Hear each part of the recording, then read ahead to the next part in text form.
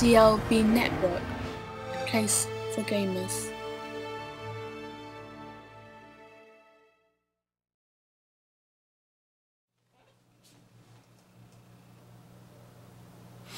Alright, welcome back everybody. This is part 3 of the state of next-gen gaming. When I left off in the previous video, we were talking about Microsoft and some of the titles that they're having and some of the money that they're using for certain DLC and if it's worth it, the JRPGs and about Final Fantasy. But now we're going to focus on Nintendo and Sony in this one. We'll start off with Nintendo. We've seen Nintendo's press conference.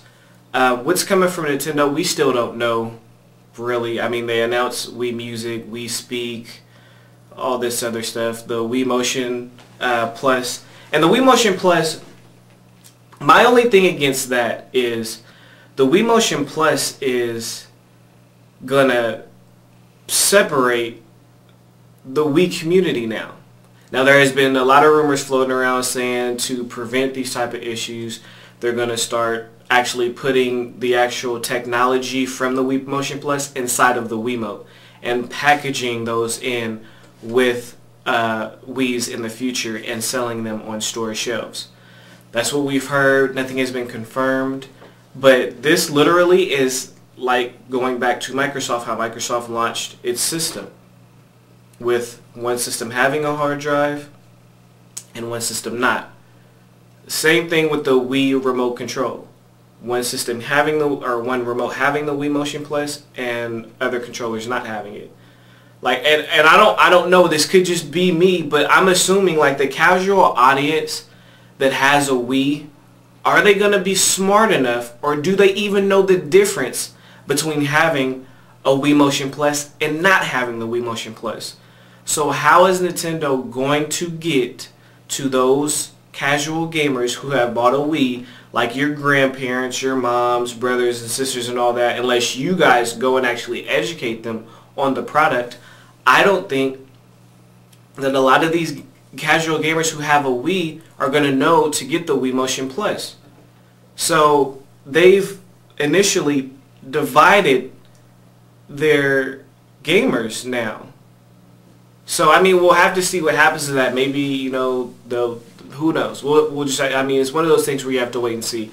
So, but as far as the game goes now, it's like, how does developers develop a game for the Wii? Do you develop it for both controllers? Do you develop the game for Wii Motion Plus and the Wiimote? Or do you just assume that everybody out there has the Wii Motion Plus already?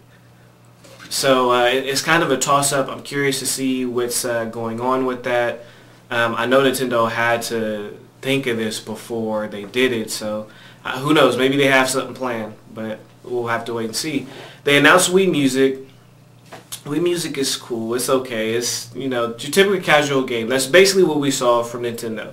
Nintendo's main focus needs to be getting more systems on the market. The system is selling like crazy. Over 600,000 systems sold almost every single month. That is incredible. Excuse me, incredible. They have to meet the demand. We're still over a year and you can't find a Wii. So we're headed into Christmas season number 3 for them, and we'll just have to wait and see if anybody can find a Wii. I'm pretty sure they won't, but I mean, the system is still relevant. It's still selling like crazy. You have games from years ago still on the top charts. Wii Play is still at the top. Mario Galaxy is still at the top. Like Mario Party 8 still at, like, all these games that came out like last year are still at the top of charts, whether it be the NPD numbers, the UK chart numbers. It's crazy. So I mean, a lot of people say, yeah, Wii Play is not a credible game because it comes with a Wiimote. Hey, call it what you want to call it. It's still selling. So with that being said, I mean, Nintendo, just like Microsoft, we somewhat know what's coming next year. We know Wii Sports Resort. We know that's coming next year. But like nothing big, no huge blockbuster titles do we know that we're waiting in anticipation for that are coming next year. Like I stated in the podcast before E3, my expectations were of Nintendo to announce more peripherals. That was my prediction, and that's exactly what they did with the whole Wii Speak and stuff like that. Now, will this Wii Speak be compatible with all their online games? Once again, that's something that we're going to have to wait and see. So I'm definitely, I don't want to say definitely, but I am somewhat looking forward to the crappy Wii Music, because my mom and my sister and my little nieces and nephews love the Wii. Like, my Wii's at my mom's house right now. And it's been over there for the past 2 months. I mean, the Wii, something that I'm noticing about the Wii, and this could just be for the hardcore, or this just could be me, but I'll get a game and I'll play it for like a week, maybe 2, and then I'm done with it. I'm tired of it. I'm bored of it. I don't want to play it anymore. And that's what happened with Smash Bros.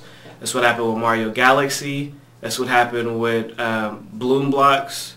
Like, Wii Sports. Wii Sports is probably the only game that I continue to go back to.